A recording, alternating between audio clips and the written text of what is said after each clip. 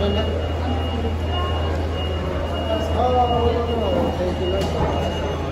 Bible of joy na. Of course, sobrang saya.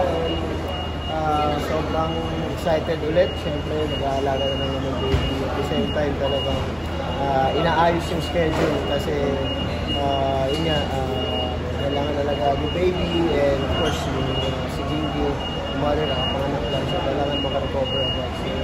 So, sobrang best and happy. Balak maging po ba doon siya athlete in the future? Nasa isip niya? Balak mo? Maging athlete siya.